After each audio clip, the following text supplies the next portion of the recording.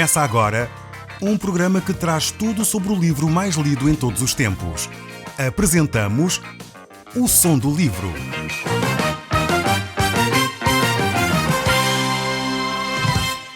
Seja muito bem-vindo. Neste podcast vai encontrar o livro mais conhecido e lido em todo o mundo. Vamos levá-lo numa viagem pela história da humanidade. Este é um audiolivro para si, para a sua família e sociedade em geral. Contextualização e comentários de Paulo Chaveiro. Caro amigo, nós temos estado a analisar o livro de Romanos e o fizemos de uma forma bastante detalhada sobre o capítulo 1, pois ele lança os alicerces para a compreensão deste livro de Romanos. Nós hoje iremos procurar percorrer o capítulo 2. O assunto aqui continua a ser o estado do homem diante de Deus. É como se fosse a continuação do assunto do capítulo 1, como nós já temos visto. Lá nesse capítulo 1 foram lançados esses alicerces sobre o estado moral e espiritual do homem. E estamos a falar do homem com H grande, humanidade. Nós estamos a falar de um indivíduo que detém em si próprio todos aqueles índices. Não confundamos as coisas. O estado de pecado em que o homem se encontra realmente é grande. E quando falamos mais uma vez do homem, é a humanidade. Precisamos de perceber que Deus olha para nós com um sentido coletivo. Eu creio que nos últimos 100 anos nós temos aprimorado essa ideia do individualismo. É algo que tem sido exacerbado na nossa cultura, sido realmente quase deificado essa ideia do indivíduo superstar. Por isso valorizamos alguns indivíduos que são realmente extraordinários na humanidade, que são capazes de recordes, são capazes de fazer coisas que são fenomenais. Temos inclusive o chamado livro do Guinness, onde são registados coisas que alguns indivíduos conseguem fazer que mais ninguém consegue fazer. E esse comportamento tem levado com que nós deixemos de pensar no coletivo, deixemos de pensar nas comunidades, deixemos de pensar nas sociedades, nas nações. Mas creio sinceramente que a Bíblia nos tem trazido a uma reflexão mais coletiva. Nós pertencemos a uma sociedade, nós pertencemos a uma cultura. Nós vivemos, é verdade, hoje em dia na chamada aldeia global, onde realmente as culturas se cruzam, as cidades estão cheias de várias culturas, vários povos, se encontram no mesmo espaço geográfico, mas ao mesmo tempo creio que necessitamos de compreender o nosso ambiente cultural. Precisamos de compreender a nossa nação, precisamos de compreender a nossa humanidade. E este texto de Romanos traz-nos esta reflexão. Nós não somos só indivíduos. Nós somos também parte de uma comunidade, nós somos parte de uma nação, nós somos parte de uma humanidade. É verdade que nós somos indivíduos e Deus trata connosco como indivíduos, mas também não é menos verdade que Deus trata connosco como comunidades, como nações. Então temos que ter estes dois focos constantemente ligados. Perceber que Deus trata connosco de uma forma muito particular, mas ao mesmo tempo Deus trata connosco como um grupo, como uma coletividade de pessoas. Então, nesse sentido, Deus aborda aqui a humanidade de uma forma genérica, de uma forma geral. E parte desta forma geral para o particular, dizendo a salvação está disponível para todo o homem e para todo o indivíduo que, pela fé, aceita aquilo que eu fiz. Então, é muito interessante esta forma como Deus aborda aqui nestes textos bíblicos a relação que Ele tem com a humanidade, mas ao mesmo tempo com os indivíduos. Temos que sempre ter presente esta tensão, podemos dizer assim, aqui nestas páginas do livro de Romanos. Então o verso 1 diz assim: portanto, és indesculpável, ó homem, quando julgas, quem quer que seja, porque no que julgas o outro, a ti mesmo te condenas, pois praticas as próprias coisas que condenas. Aqui o apóstolo Paulo vai chamar a nossa atenção àqueles que se apresentam muitas vezes como juízes, como senhores da verdade. E isto assenta muito bem numa cultura pós-moderna como a nossa. Nós hoje em dia achamos que cada um tem a sua própria verdade. Cada um é senhor de si mesmo. E aqui este texto diz, realmente se tu tens a ideia de que és juiz em causa própria, toma atenção. Toma cuidado. Muitas vezes nós achamos-nos no direito de julgar os outros, por causa talvez do nosso passado, da nossa cultura, daquilo que realmente é parte de nós. Achamos que nós somos senhores da verdade, senhores do direito, senhores de saber exatamente o que o outro deve ou não deve fazer. Devemos aprender, sem dúvida alguma, a olhar para aquilo que a Bíblia diz. Se há uma verdade imutável, se há uma verdade que realmente pode ser padrão para nós, essa verdade é a pessoa de Jesus Cristo. Não é a religião, não é uma vertente política, não é uma vertente sociológica, não é uma vertente ideológica, não é uma vertente filosófica, é realmente a pessoa de Cristo. E nós temos que ter isto bem assente na nossa mente. Porque nós, seres humanos, realmente achamos que a nossa maneira de pensar é que está correta. Aquilo que eu acho é que está certo. O meu clube é o melhor. O meu partido é o mais adequado. A minha religião é a que, de facto, responde a todas as questões. Temos de perceber que é a pessoa de Deus e a pessoa de Cristo que é a resposta. Eu sei que aquilo que eu estou a dizer é relativamente polémico no nosso meio. Alguma vez eu ouvi sobre estas questões alguém que dizia: eu não quero que todos concordem comigo, mas pelo menos que saibam porque é que não concordam comigo. E eu gostaria de deixar esse desafio para si também, porque eu sei que estou a falar para uma mentalidade pós-moderna onde as pessoas acham que cada um tem a sua própria verdade e recusamos uma verdade absoluta. O que eu estou a dizer é que Cristo Jesus é a verdade absoluta. Deus é a verdade absoluta. Por isso mesmo, Jesus Cristo diz no Evangelho de São João que Ele é o caminho, Ele é a verdade e Ele é a vida. E ninguém se relaciona com Deus Pai a não ser através dEle. E isto eu sei que é exclusivo, isto eu sei que é absoluto, mas isto eu sei também que é a palavra de Deus. E é por isso que eu acho que não devemos permanecer, e desculpa-me a redundância, nos achismos, naquilo que é a minha opinião. Você não deve ouvir a opinião do Paulo Chaveiro. Você deve ouvir aquilo que a Bíblia diz. E se aquilo que eu estou a dizer é em conformidade com a Bíblia, então eu espero que ouça aquilo que eu estou a dizer. Mas se não é, olhe para a sua Bíblia, confira com a sua Bíblia e ouça aquilo que Deus diz. Essa é a única verdade imutável. Não podemos ficar à mercê de especulações da própria Bíblia, de explicações que não têm fundamento nas Escrituras, de raciocínios humanos e humanistas, trazendo ideias que muitas vezes não têm a ver com as Escrituras. É por isso que o retrato da humanidade aqui, quer no capítulo 1, quer no capítulo 2, quer no 3, é tão doloroso, porque nós temos dificuldade de encarar quem nós somos. Nós não queremos nos ver ao espelho, essencialmente quando começamos a ver os nossos defeitos. Eu sei que há pessoas, conforme vão envelhecendo, têm vergonha das suas rugas. Eu quero dizer que as rugas são parte da sua natureza, são parte do seu processo de amadurecimento, são parte de si próprio.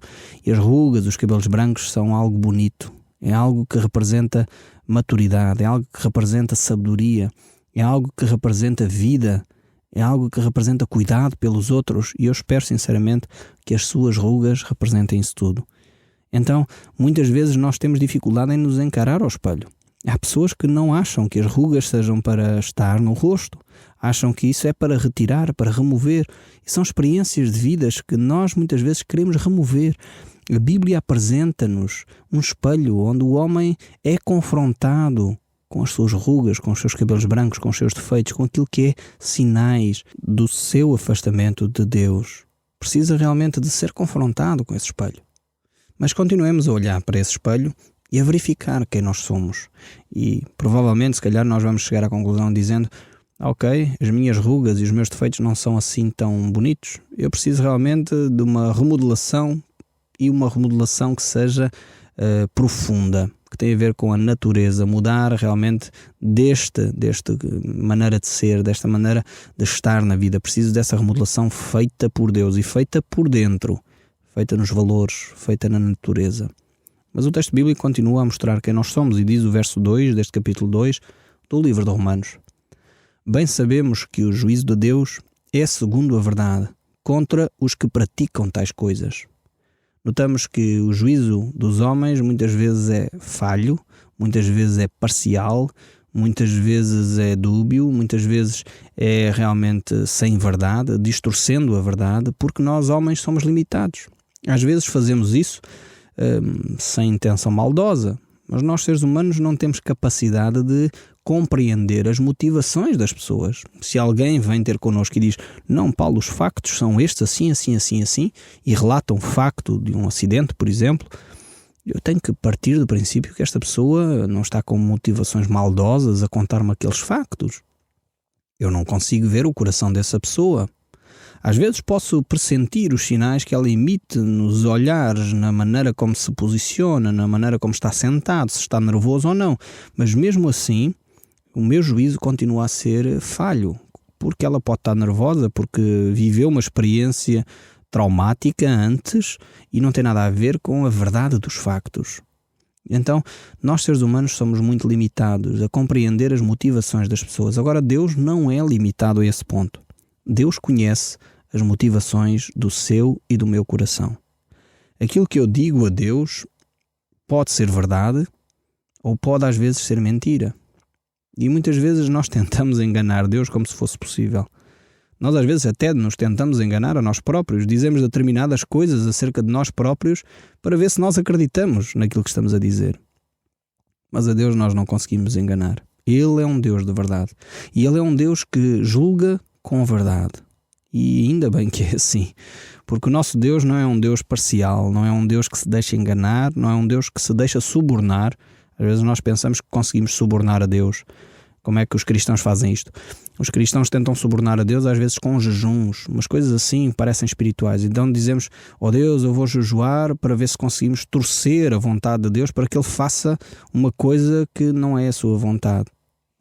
Nós temos que compreender que Deus é um Deus de verdade. Ele não se deixa subornar, Ele não se deixa enganar pelas nossas práticas, pelas nossas palavras. Ele quer ver sinceridade no nosso coração. Nós, quando olhamos para as páginas da Bíblia e encontramos homens como Abraão, Moisés, homens como Samuel, Davi e entre outros, são homens que a Bíblia relata que eram homens fracos, homens que tiveram pecado. Mas lá o texto bíblico diz que muitos deles foram amigos de Deus. Por exemplo, Abraão é tratado como pai da fé. Moisés é tratado como o homem mais manso à face da terra. Davi é tratado como um homem com o coração segundo Deus. Mas quando nós olhamos para as histórias destes homens, verificamos que eles agiram muitas vezes de uma forma errada. Por que é que Deus os valoriza tanto? Eu creio que é por eles terem sido sinceros consigo mesmo e com Deus. Quando eles fizeram a asneira, eles não tentaram se justificar diante de Deus. Eles disseram: Senhor, perdoa-me, porque eu não devia ter feito o que fiz. E aqui a sinceridade não é simplesmente dizer perdoa-me qualquer coisinha. É estar realmente e profundamente arrependido com aquilo que fez. Então temos de perceber que a sinceridade provém do íntimo de cada um de nós. Davi, quando escreve um dos salmos manifestando o arrependimento de ter pecado contra Deus, ele diz que até os seus ossos estavam a ser esmagados pela pressão, pela sua emoção de ter praticado uma coisa que era contrário à vontade de Deus. É este tipo de sinceridade que Deus busca. Deus não procura homens perfeitos. Deus procura homens que se arrependem, reconhecem o seu pecado e que são sinceros no seu coração. Então vamos continuar aqui, o verso 3. Portanto, já vimos que Deus é um Deus que julga com verdade. Não se mistura com as mentiras, nem se deixa enganar. E então o verso 3 continua. Tu, ó homem, que condenas os que praticam tais coisas e fazes as mesmas, pensas que te livrarás do juízo de Deus? Deus continua aqui na mesma frequência, continua aqui a falar do mesmo assunto. E é a hipocrisia, a dissimulação, a falsidade. Então há homens que talvez até pregam a palavra de Deus, apresentam-se como líderes religiosos, mas que têm uma atitude e um comportamento completamente diferente daquilo que é a vontade de Deus. Por um lado apresentam-se dizendo: aqui está a verdade, mas eu faço diferente. Então é aquela atitude de dizer: olha, façam aquilo que eu vos digo, mas não façam aquilo que eu faço. Isto não tem nada a ver com a Bíblia. A palavra de Deus, quando nos fala acerca daqueles que têm a responsabilidade de ensinar, eles deverão ser, em primeiro lugar, um modelo por causa do seu caráter. Então, não há espaço para dizer eu quero falar da palavra de Deus, mas a minha vida não tem nada a ver com aquilo que eu ensino. Então, eu não posso estar a dizer que eu vou ensinar a palavra de Deus, e a Bíblia é muito clara em Timóteo, quando fala deste assunto, que aqueles que ministram a palavra de Deus, aqueles que são líderes, bispos, pastores, pessoas com responsabilidades de ensinar, de conduzir vidas na área espiritual, devem ter a sua casa sobre disciplina, em ordem. E o modelo é a sua casa. E por causa de terem a sua casa em ordem, então eles são aptos para ministrar na casa de Deus. Só que este princípio bíblico foi pervertido e hoje em dia as pessoas que estão em liderança muitas vezes querem dissociar a sua vida familiar da sua vida e da sua responsabilidade como líderes. Não é possível. A palavra de Deus não permite tal coisa.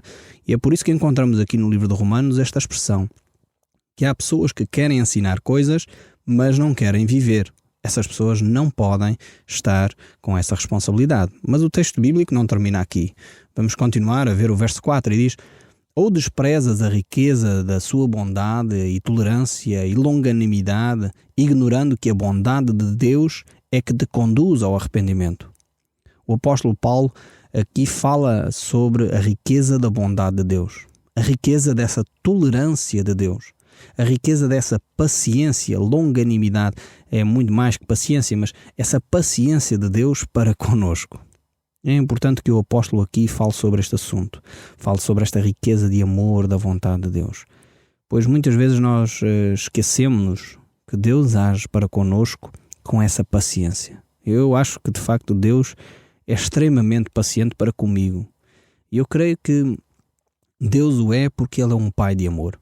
E eu tenho aprendido isso através da relação que tenho desenvolvido com os meus próprios filhos, com Natanael, o Josias e a Débora. Eu tenho visto que se eu que sou mau, eu que sou falível, eu que sou imperfeito, procuro o melhor para os meus filhos, quanto mais Deus, que é um Deus de amor, um Deus de paciência, um Deus de verdade, um Deus de justiça. E Deus realmente tem-me ensinado de uma forma tremenda através dos meus próprios filhos. E é necessário nós entendermos que esta paciência de Deus para com as nossas falhas é a mesma paciência que eu tenho para com os meus filhos. Quem tem filhos e sabe a forma como eles erram quando são pequeninos, mas é normal, os pais estão lá exatamente para ajudar, educar, fazer com que as crianças cresçam. Nenhum pai com a cabeça no devido sítio vai espancar uma criança de 1 ano porque ela fez, desculpem a expressão, mas cocó nas fraldas. Quer dizer, seria ridículo alguém fazer isto. Provavelmente esse pai deveria ser preso, ou essa mãe deveria ser presa por se fizesse uma coisa dessas. Uma criança de 1 ano não sabe utilizar a casa de banho. Faz parte do seu crescimento, naquela fase da sua vida, ainda não tem essa faculdade desenvolvida. Mas muitas vezes nós achamos que Deus é um Deus tirano, porque alguém que continua com 20 anos a fazer as asneiras, Deus ainda já vai julgá-lo nessa altura. Então nós temos que perceber o nosso contexto. Um pai não deve julgar uma criança com 1 ano porque faz as suas necessidades nas fraldas, mas se aos 20 anos e ela é uma pessoa normal continua a fazer algum problema, esta pessoa tem de certeza. Portanto, um pai normalmente não iria permitir uma situação dessas. Então Deus é um Deus que aplica a sua justiça, mas o aplica com paciência. E nós, se fazemos isso aos nossos filhos, quanto mais Deus, que é um Deus realmente paciente. Nós não somos assim tão pacientes quanto Deus. Eu só dei este exemplo para que fique bem clara a paciência e o amor de Deus para conosco. E Paulo continua a dizer que esta bondade de Deus deve conduzir o homem ao arrependimento. Então temos que perceber que a ação de Deus não é uma ação para nos deixar andar à vontade, mas é uma ação para nos levar a perceber quem nós somos. Por isso, não devemos ignorar que a vontade de Deus é que nos conduz a esse arrependimento. O verso 5 nos diz ainda: mas segundo a tua dureza e coração impenitente, acumulas contra ti mesmo ira para o dia da ira e da revelação do justo juízo de Deus, que retribuirá a cada um segundo o seu procedimento. Ou seja, muitas vezes nós guardamos o nosso coração, a dureza, não percebemos que o Evangelho de Cristo é um Evangelho de paz, é um Evangelho que traz uma proposta de vida saudável, harmoniosa para cada um de nós, e não percebemos que realmente a nossa relação com Deus é baseada nesse princípio de vida. É por isso que neste mesmo livro de Romanos, no capítulo 5, o verso 1 diz: somos justificados, pois, mediante a fé. Por isso temos paz com Deus, por meio de nosso Senhor Jesus Cristo. Este é o propósito de Deus para nós. Não é viver em contendas, não é viver em desarmonia, mas promover a paz no nosso meio. O verso 7 e 8 nos diz: dará a vida eterna aos que perseverarem em fazer o bem. Procuram glória, honra e incorruptibilidade, mas ira e indignação aos facciosos, que desobedecem à vontade e obedecem à injustiça.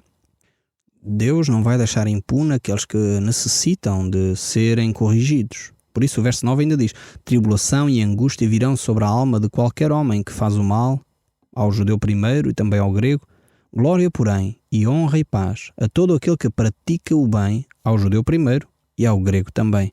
Vemos que Deus está preocupado em que o homem realmente possa se relacionar com ele. E o verso 11 ainda diz: porque para Deus não há acepção de pessoas. Fala aqui no grego e no judeu, mas Deus mostra claramente que não vai fazer diferenciação. Os judeus tinham a lei e pensavam por ter a lei eram mais importantes. Os gregos e os gentios não tinham lei, mas Deus não vai fazer acepção de pessoas. Deus vai mostrar que com lei ou sem lei, cada um será julgado justamente. Portanto, isto significa que Deus terá em conta o seu próprio desenvolvimento espiritual. O verso 13 diz ainda neste capítulo 2: porque o simples ouvinte da lei não são justos diante de Deus, mas os que praticam a lei hão de ser justificados. Quando, pois, os gentios que não têm lei procedem por natureza de conformidade com a lei, não tendo lei, servem eles de lei para si mesmos. Estes mostram a norma da lei gravada no seu coração, testemunhando-lhes também a consciência e os seus pensamentos mutuamente, acusando-se ou defendendo-se. No dia em que Deus, por meio de Jesus Cristo, julgar os segredos dos homens de conformidade com o Evangelho. Vemos que realmente Deus terá em consideração cada um de acordo com o conhecimento que tem ou não tem da Palavra de Deus. O ter ou não conhecimento da Palavra de Deus não é desculpa para nós não fazermos a vontade de Deus, pois temos a nossa própria consciência. Temos em nós próprios aquilo que é a orientação de Deus para a nossa vida. O Som do Livro, uma produção da Rádio Transmundial de Portugal.